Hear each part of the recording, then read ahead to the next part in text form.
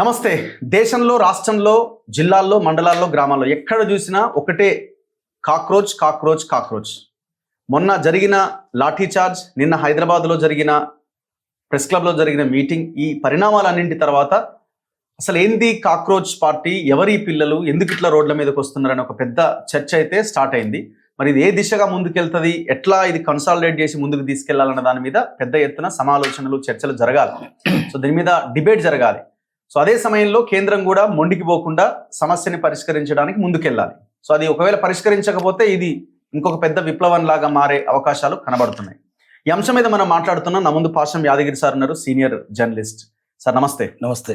So మీరు ఎట్లా చూస్తున్నారు సార్? మొన్న జరిగిన లాఠీ చార్జ్ విజువల్స్ మీరు చూసుంటారు. అత్యంత దారుణంగా దాడి, రాళ్లే దాడి పోలీసులే చేయడము, కొట్టడము, ఆ పిల్లలు నిలబడి కొట్టండి ఎంత కొడతారో మమ్మల్ని అని అట్లే నిలబడము, ఇవన్నీ దేశమంతా చూస్తున్నది.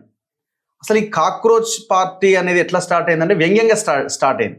సుప్రీంకోర్టు చీఫ్ జస్టిస్ ఒక స్టేట్మెంట్ ఇవ్వడంతో ఎక్కడో అమెరికాలో ఉన్న ఆయన అభిజిత్ దీప్కే అని ఆయన ఒక ఇన్స్టాగ్రామ్ పేజ్ స్టార్ట్ చేస్తే 2 కోట్ల మంది ఫాలోవర్స్ వచ్చేసినారు, 20 మిలియన్ వచ్చేసినారు. సో ఆయన హైదరాబాద్ వచ్చినప్పుడు, మొన్న జరిగిన చలో పార్లమెంట్, ఇవన్నీ కూడా అంటే ఆ పబ్లిక్ చూసినప్పుడు ఆశ్చర్యం అనిపిస్తున్నది. అంటే ఆ జెన్జీ యూత్, ఆ యువకుల్ని చూసినప్పుడు. నిన్న సోమాజిగూడ ప్రెస్ క్లబ్లో ఒక చిన్న కాల్ ఇస్తే 2000 మంది వచ్చారు. మన చరిత్ర ఇంతవరకు అయితే చూడలే అంతమంది ప్రెస్ క్లబ్లో ఈ మధ్య కాలంలో అయితే. అంటే ఎటువైపు ఈ పరిణామాలు, ఎందుకు యూత్లో ఇంత అంట్రెస్ట్ కనబడుతున్నది?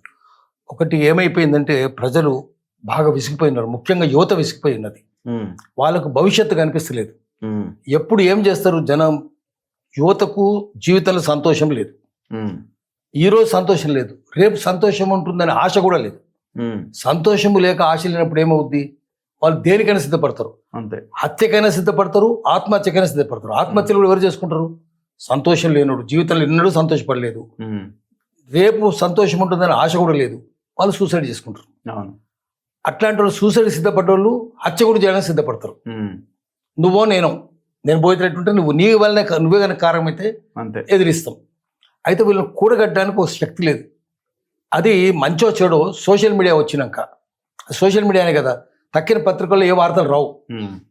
ప్రధాన స్రవంతి వార్తలు అంటాం కదా, ప్రధాన స్రవంతి అంటే మురికి స్రవంతే, అంటే ఏం వార్తలు రావు, గట్టరే. మెయిన్ స్ట్రీమ్ మీడియా అంటే మురికి స్ట్రీమ్ మీడియా అనేది, గటర్ స్ట్రీమే, దాంట్లో ఏ వార్తలు రావు. ఇప్పుడు చూస్తున్నాం కదా, వచ్చినాయా?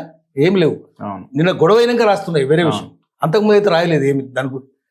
కానీ తెలుసో తెలియకనో కాక్రోచులతో పోల్చింది సుప్రీంకోర్టు. అది బగ్గుమన్నది.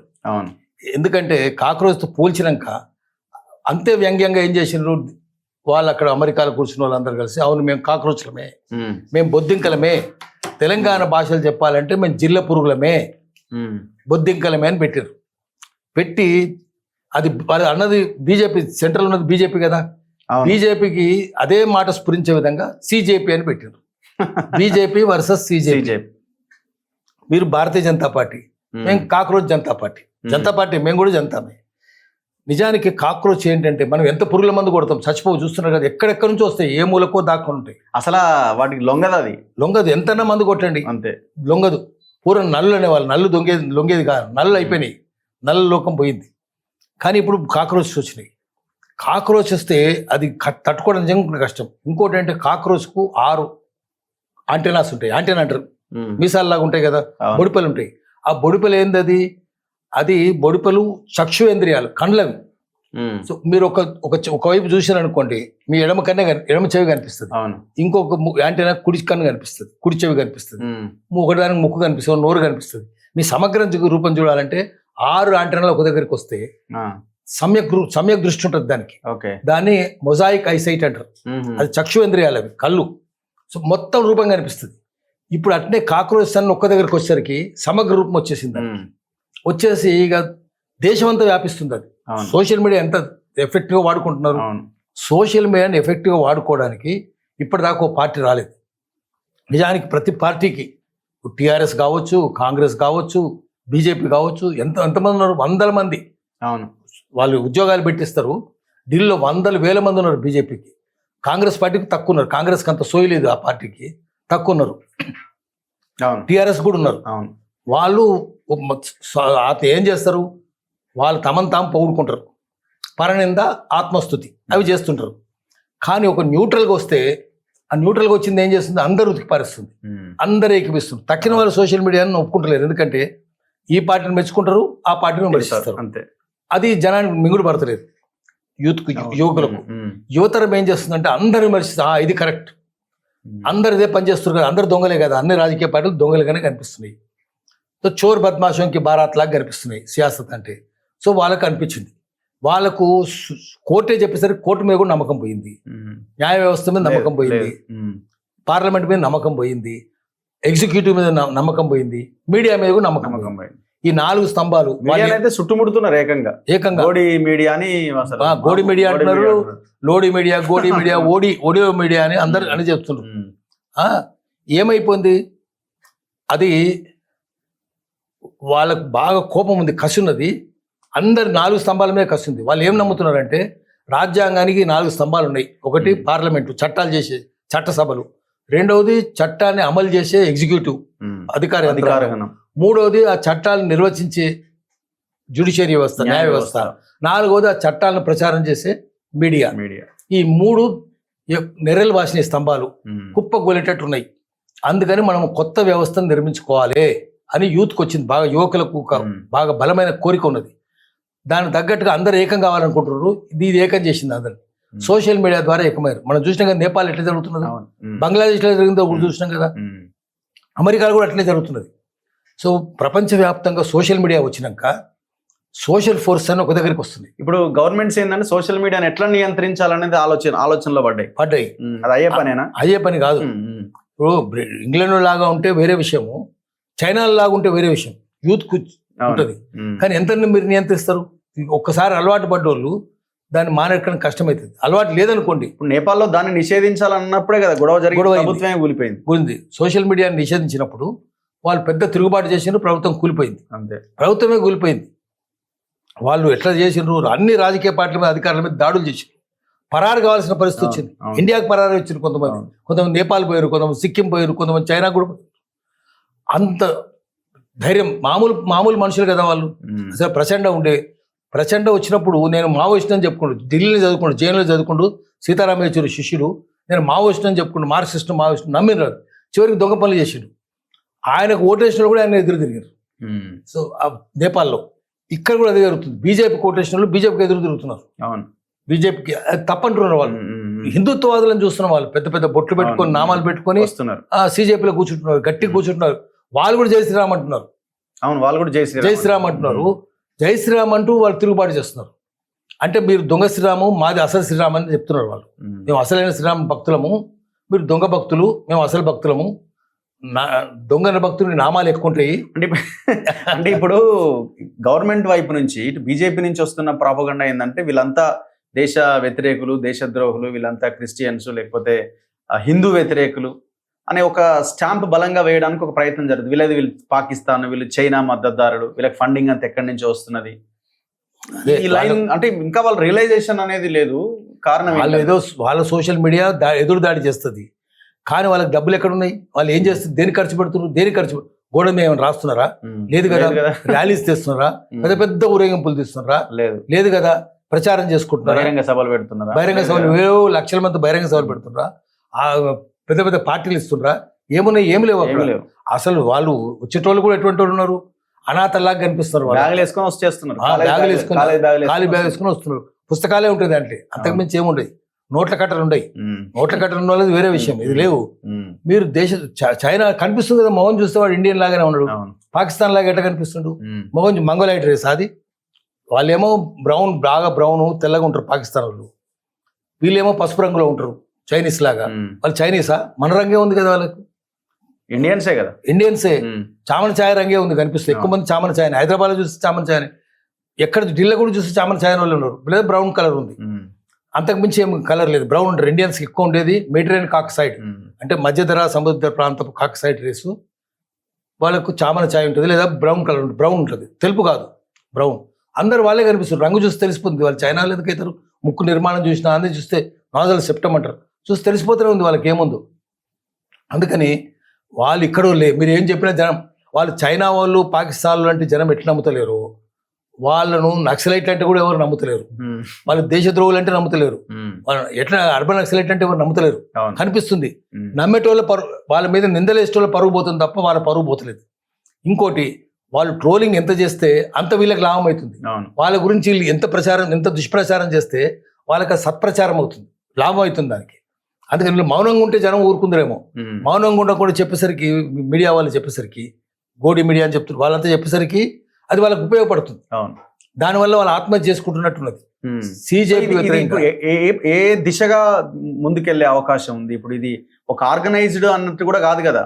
అవును, పిలుపునివ్వగానే ఒక దగ్గర వచ్చి గుమిగూడుతున్నారు. సో ఇది ఒక ఆర్గనైజ్డ్ లైన్ లో వెళ్ళాలి అంటే ఏం చేయాలి? ఏ దిశగా నెక్స్ట్ ఆర్గనైజ్డ్ వచ్చేస్తుంది? ఇది వైలెన్స్ దిశగా వెళ్ళాలన్నది రాజ్యం కుట్రలా కనబడుతున్నది. ఇప్పుడు మన ఢిల్లీలో జరిగిన పరిణామాలు చూస్తే అట్లనే ఉన్నది.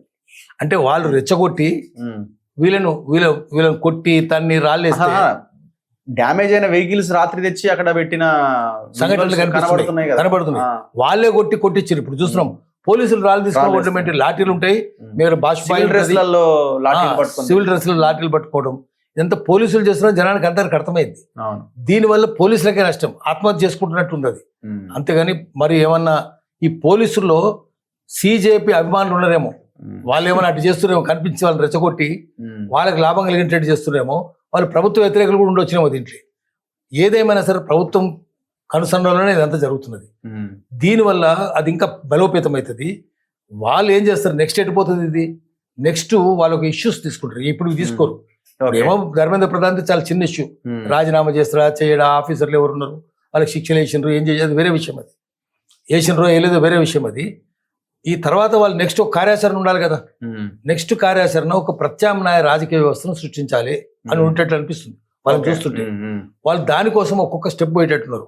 ముందు దేశంలో మద్య నిషేధం పెట్టండి, మద్యం ఉండొద్దు. మద్యం ఎందుకంటే యూత్ అంతా మద్యం తాగి చెడిపోతున్నారు, తల్లిదండ్రులు చెడిపోతున్నారు, డబ్బులన్నీ విదేశాలకు పోతున్నాయి. ఎందుకంటే అది ఎక్కడిది, ఇప్పుడు వాళ్ళు గుజరాత్లో పెట్టింది బీజేపీ మద్య నిషేధం, మద్య నిషేధం మొరార్ దేశాయ్ పెట్టింది, బీజేపీ పెట్టింది కాదు. అది మద్య నిషేధం గుజరాత్లో ఉన్నది. మరి ఇక్కడ ఎందుకు లేదు? మొరార్ దేశాయ్ పెట్టినప్పటి నుంచి ఇప్పటిదాకా కొనసాగుతూనే ఉన్నది అది. మరి మీరు మీ ఉత్తరాఖండ్లో ఎందుకు లేదు, ఉత్తరప్రదేశ్లో ఎందుకు లేదు? మీరు అధికారం ఉన్న రాష్ట్రాల్లో ఉండాలి కదా, లేదు. ఇప్పుడు వీళ్ళు మద్య నిషేధం గురించి మాట్లాడుతున్నారు. ఎందుకంటే ఆ మందులంతా ఎవరి, రమ్ము, విస్కీ, బీరు, బ్రాండీ అంతా ఎవరిది, స్కాచ్ అంతా అమెరికన్ కంపెనీలు, షావాలేస్, యునైటెడ్ బ్రూవరీస్, మెక్డవెల్ అన్ని ఫారెన్ కంపెనీస్. IMF లేదు, దాని పేరు ఇండియన్ మేడ్ ఫారెన్ లిక్కర్. నువ్వు దేశభక్తి చెప్తావు, విదేశీ మద్యం అమ్ముతావా? మద్యం అమ్మొద్దు కదా. మత్తు అనేది హిందూ మతానికి వ్యతిరేకమైంది కాబట్టి మత్తు అనేది జనాన్ని కలిగిస్తున్నారంటే మీరు హిందూ మతాన్ని ద్వేషిస్తున్నారు అని బీజేపీ మీద వాళ్ళు చెప్తారట. మన మాట్లాడేది మత్తు. వాళ్ళు నెక్స్ట్ మద్య నిషేధం వైపు పోతారు. తర్వాత ఊర్లలో అన్ని చోట్ల గంజాయి, అఫీము, నల్ల మందు విపరీతంగా ఉన్నాయి, డ్రగ్స్ ఉన్నాయి. ఆ డ్రగ్స్ కి వ్యతిరేకంగా కూడా పోతారు వాళ్ళు. డ్రగ్స్ నిషేధించాలి, నల్ల మందు నిషేధించాలి, అఫీంచి అంటే నల్ల మంది తింటోళ్ళు, గుడించి అంటే గుడుంబ తాగేటోళ్ళు, గంజటి అంటే గంజాయి తాగేటోళ్ళు, వీళ్ళన్నీ నిషేధించాలి అని అట్లా సోషల్ ఇష్యూస్ తీసుకొని వరకట్నం కూడా నిషేధించాలి. వాళ్ళు నిన్న మాట్లాడితే చెప్పింది వరకట్నం లాంటి సాంఘిక దురాచారాలని నిర్మూలించాలి అని అట్లా చేయబోతున్నారు. వాళ్ళు ఏమంటున్నారంటే బీజేపీ వాళ్ళకి శ్రద్ధ ఉంటే ఇప్పుడు వాళ్ళు ముస్లింలు వచ్చి లవ్ జిహాద్ చేస్తున్నారు. ఎందుకు చేస్తున్నారు లవ్ జిహాదు? హిందువులు అయితే వరకట్నం భయంకరంగా ఉంది, ఆడపిల్లకు వరకట్నం ఇచ్చే స్థితిలో లేరు, తల్లిదండ్రులు లేరు. ముస్లిం ఎవడో ప్రేమిస్తున్నట్టుండు, కట్నం అవసరం లేదంటుండు, వెళ్ళిపోతున్నారు. మీరు అట్లా లవ్ జిహాద్ నిషేధించాలంటే వరకట్నం నిషేధించాలి కదా, మీరు వరకట్నం ఎందుకు నిషేధిస్తలేరు? లవ్ జిహాద్ మీరే ప్రేరేపించినట్టు అని కూడా చెప్తున్నారు వాళ్ళు. నిన్న అంటున్నారు కన్యాశుల్కం నిషేధించారు, మరి వరకట్నం ఎందుకు నిషేధించలేదు? ఈ దురాచారం ఎందుకు ఉంది హిందువుల్లో? వేరే మతాలు లేదు కదా, ముస్లింలు అందుకనే వెళ్ళిపోతున్నారు వాళ్ళు. కాబట్టి వరకట్నం కూడా నిషేధించాలి, ఇట్లాంటి ఆడపిల్లను ముందు పెట్టి వరకట్నం నిషేధించాలి, మేము మగపిల్లలేమో మేము వరకట్నం తీసుకోము అని చెప్పి నినాదాలు. వాళ్ళు ఇప్పటికే చాలా ప్లాన్, నిన్న మేము పోయినప్పుడు చాలా చెప్తా ఉన్నారు. ఏది ఏమైనా సరే దేశంలో రాజకీయ పరిస్థితి ఉందంటే బాగా ఎండిపోయిన గడ్డిలాగా ఉంది. ఒక్క నిప్పుర వేస్తే బగ్గులు మండుతుంది, దేశం అంతా బగ్గుతుంది. ఇప్పుడు ఇది నిన్న కాక్రోచ్ అనేది ఒక నిప్పురవ్వలాగా తయారైంది. దేశం అంతా మండిపోయి జనమంతా కోపంతో కసితోటి ఊగిపోతున్నారు. ఆ టైంలో మనం దాన్ని రామణలో ఏమన్నాడంటే కసి జనంలో ఉంది. ఆయన ఏం చెప్పాడంటే we are raging with important anger అన్నాడు. మాది ఏం పని చేస్తుంది, పనికిరాని యాంగర్ అన్నాడు. అట్లా జనమంతా ఇంపార్టెంట్ యాంగర్ తోటి ఊగిపోతున్న సమయంలో ఈ కాక్రోచ్ పార్టీ అని చెప్పేసరికి కాక్రోచ్ పార్టీ వచ్చింది, ఒక ఎజెండా ఇచ్చినట్టు అయింది. అని ఇంకొక విషయం ఏంటంటే ఇప్పుడు జనరల్గా మనం చాలా సందర్భాల్లో మాట్లాడుకున్నప్పుడు యూత్ అంతా మద్యానికో దానికో దీనికో బానిసలు అయిపోతున్నారు, ఉపాధి లేక పాపం వాళ్ళు కూలీలుగా వాళ్ళ కష్టం మీద వాళ్ళు నమ్ముకుని ఏదో పని చేసుకుంటూ వెళ్ళిపోతున్నారు, ఇట్లాంటి సోషల్ ఇష్యూస్ మీద ఫోకస్ చేయట్లే, రాజకీయం మీద, విద్య మీద, వైద్యం మీద అని అనుకుంటున్న ఈ దశలో ఈ జెన్జీ అని అంటున్న ఈ యూత్ బ్యాచ్ అంతా ఒక్కసారిగా ఇంత ఇదిగా రావడానికి కారణాలు ఏంటని మీరు అనుకుంటున్నారు? అంటే ఇది మనం అనుకున్న దానికి, అంటే జనరల్ గా అందరు అనుకునే దానికి దీనికి చాలా తేడా కనబడుతున్నది. అంటే లేదు అట్లా అనుకుంటున్నాం, కానీ జనంలో యూత్ లో బాగా ఉంది. మనం వియత్నాం యుద్ధం చూసినాం కదా. ఇప్పుడు ఇంకొకటి, యూత్ అనగానే వీళ్ళంతా ఒక రిలీజియన్ లైన్ లో చాలా అట్రాక్ట్ అయి ఉన్నారు, బీజేపీకి మొత్తం యూత్ అంతా దగ్గరగా ఉంది అనే ఒక లైన్ మొన్నటిదాకా నడిచింది కదా. అవును, దానికి విరుద్ధంగా ఇక్కడ కనబడుతున్నది. అది విరుద్ధంగా ఎందుకు అనిపిస్తుంటే మనం చూద్దాం. యూత్ హైదరాబాద్ లో చాలా మంది బీహార్ నుంచి, ఒరిస్సా నుంచి, అస్సాం నుంచి లేబర్ ఉంటారు. వాళ్ళతో మీరు మాట్లాడి చూడండి, ఏం దరిద్రం సార్, మేము ఊరు వదిలిపెట్టి, అమ్మను వదిలిపెట్టి, అయ్యను వదిలిపెట్టి దూరం రావాలన్నా? దేశంలో 24 కోట్ల మంది మైగ్రెంట్ లేబర్ ఉన్నారు, వలస కూలీలు 24 కోట్ల మంది దేశంలో ఉన్నారు. మనం చూసినాం కదా కరోనా వచ్చినప్పుడు ఎన్ని కోట్ల మంది పిల్లాజీలను ఎత్తుకొని, శంకర బిడ్డను ఎత్తుకొని, కాళ్ళు నడికిన బండ్లు కూడా లేవు కదా, కార్లు లేవు కదా, ఎట్లా పోయారు? కాళ్ళు 1000 కిలోమీటర్లు నడుచుకుంటూ పోయారు. అవన్నీ చెప్తున్నారు. వాళ్ళకి ఎంత కసి ఉందంటే, మనం హైదరాబాద్ మనం చూస్తుంటాము, ఏం సార్ ఎవరి కర్మ సార్ ఇది, హైదరాబాద్లో వచ్చి కూలి పని ఏంది సార్ మాకు, మా ఊర్లో ఎందుకు వ్యవసాయం బాగు చేయరు, మా ఊర్లో ఎందుకు పరిశ్రమలు పెట్టరు, మా బీహార్లో ఎందుకు పెట్టరు, ఒరిస్సాలో ఎందుకు పెట్టరు, అస్సాంలో ఎందుకు పెట్టరు అని అడుగుతున్నారు వాళ్ళు. సో వాళ్ళందరూ ఆ 24 కోట్లు ఇంటూ 4 వేసుకోండి, ఇవంతా మంట మీద ఉన్నారు, పిల్లలందరూ మంట మీద ఉన్నారు. అట్లే అన్ని ప్రాంతాల్లో కూడా మంట మీద ఉన్నారు. ఇప్పుడు మనం తెలంగాణ ఉద్యమం చూసినాం, అందరు స్తబ్దంగా ఉంటారు అనుకుంటే మందు కొట్టి దాన్ని అప్పటికి ఉన్నాయి కదా. మరి మనం 2014 దాకా చూసినాం కదా. మిలియన్ మార్చ్ అని పిలిపిస్తే దాని వెనుక కేసీఆర్ కూడా ఉన్నాడు. కేసీఆర్ అందరు కలిసి ఇచ్చింది మీరు పిలుపు. మిలియన్ మార్చ్ అయింది, ఆంధ్రుల విగ్రహాలను పడగొట్టిన కదా, పిలిపించారు వాళ్ళు, పిలిపియలేదు. అది చేసింది ఎవరు? న్యూ డెమోక్రసీ వాళ్ళు. న్యూ డెమోక్రసీ వాళ్ళు ఎందుకంటే కమ్యూనిస్టుల విగ్రహాలు పడగొట్టలేదు, శ్రీశ్రీది అట్లాంటిది ముట్టుకోలేదు, మొల్లది కూడా ముట్టుకోలేదు, తక్కిన దొంగల విగ్రహాలని పడగొట్టేసి. సో ఎంత లక్షల మంది వస్తారని ఊహించారు? ఎవరైనా ఊహించలేదు. మరి మిలియన్ మార్చ్ అంటే అట్లా జరిగింది. సాగరహారం, దానికి లక్షల మంది వచ్చి, ఎక్కడ ఊరు ఎక్కడ వంట వార్పు అని చెప్తే ప్రతి ఊరిలో లక్షల మంది, ప్రతి ఊరు కథలు వచ్చింది. రాస్తా రోక అంటే ఊరంతా కథలు వచ్చింది. అంటే ఎప్పటికి ఉన్నది మనకు. సో అది అసంతృప్తి ఉన్నది. దాన్ని ఒక దారిని పెట్టడానికి ఒక సంస్థ లేదు, దానికి ఒక కార్యక్రమం లేదు. ఇప్పుడు సీజేపీ వచ్చి ఒక కార్యక్రమం ఇచ్చింది. అయితే దీనికి కూడా చాలా లోపాలు ఉన్నాయి. సీజేపీ ఒకటే అన్ని చేస్తాను కాదు, అది దానికి తక్కిన సమాజం కూడా తోడైతుంది. లేదు దాని లోపాలని, ఆ లోపాలని చర్చని ఇక్కడ వైలెన్స్ కింద వెళ్ళకూడదు కదా, అది చాలా ఇంపార్టెంట్. వైలెన్స్ వీళ్ళు గవర్నమెంట్ కి అనుకూలం అవుతుంది మళ్ళీ, అంతే. వాళ్ళ రెచ్చగొట్టినా కూడా వైలెన్స్ పోకూడదు. ఇదే కాదు, ఇంకా చాలా ఎత్తుగడలు, వ్యూహాలు చాలా ఉండాలి. టాక్టిక్స్ అండ్ వాళ్ళు చెప్తారు ఏంటంటే స్ట్రాటజీ అండ్ టాక్టిక్స్. మీరు ఏ దిశగా పోవాలనుకో, మీ గమ్యం వైపే మీ గమనం ఉండాలి. గమ్యం పరస్పర విరుద్ధంగా ఉండదు. మీరు ఢిల్లీ పోవాలనుకుని మద్రాసు ఎక్స్ప్రెస్ ఎక్కొద్దు, ఢిల్లీకి పోవాలనుకుని ఢిల్లీ ఎక్స్ప్రెస్ ఎక్కాలి. అందుకని గమనం పరస్పర విరుద్ధంగా ఉండొద్దు, ఒకే దిశలో ఉండాలి. అట్లాంటి మేనిఫెస్టో వాళ్ళు రాసుకోవాలి. లాస్ట్ చివరి క్వశ్చన్ ఏంటంటే, ఇప్పుడు దేశ ప్రజలంతా ఏం ఆలోచించాలి ఈ మూమెంట్ ని చూసి? ఇప్పుడు పిల్లలు పోరాటం చేస్తున్నారు, పేరెంట్స్ కానీ మిగతా పబ్లిక్ అంతా ఎట్లా దీన్ని అర్థం చేసుకోవాలి? ఇప్పుడు నీట్లో చాలా గోల్మాల్ జరిగింది, అది వాస్తవమే. అది కానీ సోషల్ ఇంజనీరింగ్ గురించి కూడా ఒక ఆలోచన ఉండాలి కదా. మీరు ఆదివాసులకు ఏం చేస్తారు? దళితులు ఇదంతా చదువుకున్న వాళ్ళు, సిటీలో ఉన్నోళ్ళు, సిటీలలో ఉన్నోళ్ళు, ఢిల్లీకి వచ్చిన వాళ్ళైనా, హైదరాబాద్ వచ్చిన వాళ్ళైనా, అర్బన్ బేస్డ్ వాళ్ళంతా చదువుకున్న వాళ్ళు, కొంచెం మిడిల్ క్లాస్ లేదా hire middle class, lower middle class. కానీ మరీ అసలు రాలేని ఉన్నారు కదా, నోరు లేని ఉన్నారు కదా, ఆదివాసులు ఉన్నారు, చెంచులు, గోండులు, కోయలు ఉన్నారు. వాళ్ళ గురించి మీ ఎజెండా ఏమున్నది? ఏ ఎజెండా లేదు. అంటరాంతరం ఇంకా దేశంలో ఉంది. వాళ్ళకి గురించి ఏముంది మీకు ఎజెండా? అట్లా అట్టడుగు వర్గాల గురించి కూడా, సబాల్టర్న్ సెక్షన్స్ గురించి కూడా, సబాల్టర్న్ అంటే అట్టడుగు వర్గాలు, వాళ్ళ గురించి కూడా ఎజెండా పెట్టుకొని వస్తే అప్పుడు సమగ్రత వస్తుంది. అంటే పిల్లల పేరెంట్స్ ఏం ఆలోచించాలంటున్నారు? పిల్లలంతా బయటకు వచ్చి మాకు కావాలి, మారాలి అని అంటున్నారు, మార్పు అని అంటున్నారు. పేరెంట్స్ కావాలి. ఎలక్షన్ టైంలో ఏం చేయాలో ఆలోచించాలి. ఎందుకంటే ఎలక్షన్ల టైంలో ఏమైతుంది, రాజకీయ పార్టీలు ఇంటికి వస్తున్నాయి, దండం పెడుతున్నాయి, నోట్లు పంచుతున్నాయి, దండం పెట్టి ఏదంటే అది చేస్తామంటారు. అయ్యో ముక్కు, నీ కొడుకు ఎంత అందంగా ఉన్నాడు చూడు, వానికి చిన్న పేదోడు ముక్కుతాడు, వాడిని ముక్కు తుడుస్తారు చీవిడి గారుతుంటే. అరే నాకు బిడ్డ లేదు కానీ బిడ్డ ఉంటే వెనుకేసి పెళ్లి చేస్తాడు దళితుల ఇంటికి వచ్చి, అట్లా చెప్తారు. మళ్ళీ ఎన్నికలు అయిపోయిన వెంటనే వాడు వచ్చింది అనుకోండి, రాళ్ళు తీసుకొని కొడతారు, ఇంటికి రానియారు ఎలక్ట్ అయిన ఎమ్మెల్యే అయినాక. అందుకని వీళ్ళ మాటలు నమ్మొద్దని తల్లిదండ్రులు, ఎందుకంటే చిన్నపిల్లలకు తెలియదు. ఇప్పుడు విద్యార్థులకు పాము స్వభావం ఎట్లుంటుందో తల్లిదండ్రులకు తెలుసు. పాము ఎప్పుడు విషయం లేకుండా ఉండదు కదా. పులి ఎప్పుడు శాకాహారి కాదు కదా. అవును. ఇప్పుడు చిన్నపిల్లలు దీంట్లో వచ్చిన వాళ్ళు సీజేపీ వాళ్ళు పులి శాకాహారి అయితే నమ్ముతారేమో ఎవరన్నా దొంగల్ని. కానీ కాదు అని తల్లిదండ్రులు చెప్పాలి. తల్లిదండ్రులు వాళ్ళ వెంట కూర్చొని వాళ్ళ పరిష్కార మార్గం కూడా వాళ్ళు చెప్పాలి. సమస్యలు వీళ్ళకి తెలుసు విద్యార్థులకు. పరిష్కార మార్గాలు ఎటువంటివి ఉండాలి, దీర్ఘకాలికంగా ఎట్లుండాలి, శాంతియుతంగా ఎట్లా చేయాలి, శాంతియుతంగా చేయాలి. అవును. గాంధీజీ పిచ్చోడే చేయలేదు. ఉమ్. శత్రువు చాలా శక్తివంతుడు కాబట్టి చాలా శాంతియుతంగా చేసిండు. అవును. రామనగర్ లోహియా కూడా ఏమన్నాడంటే సామ్యవాదం స్థాపించారు, దేశంలో సమానత్వం రావాలంటే కార్ల్ మార్క్స్ చెప్పినట్టు కొత్త సమాజం ఆరంభించడానికి మంత్రసాని హింస కాకూడదు.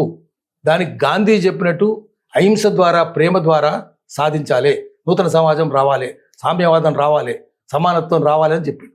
అట్లా మనం కూడా లోహియా చెప్పినట్టుగా గాంధీ చెప్పినట్టుగా అహింస బొమ్మని చెప్పాలి పిల్లలకు. అంతేగాని హింస బొమ్మని చెప్పొద్దు. హింస పోతే తప్పైపోతుంది. చూసినాం కదా హింస పోతే కగార్ ఆపరేషన్ ఏమైనా చూసినాం కదా. నక్సలైట్లు ఏమైనా తుపాగా వచ్చిందా, ఏం సాధించారా, ఏం లేదు కదా.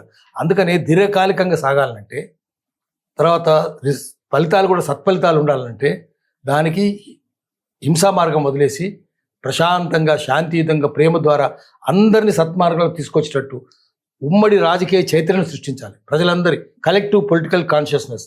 మీ పోరాటం చేయాల్సి వస్తే దానికి సాలిడారిటీ బేస్డ్ స్ట్రగుల్, సంఘీభావం పునాదిగా ఉద్యమాలు ఉండాలి.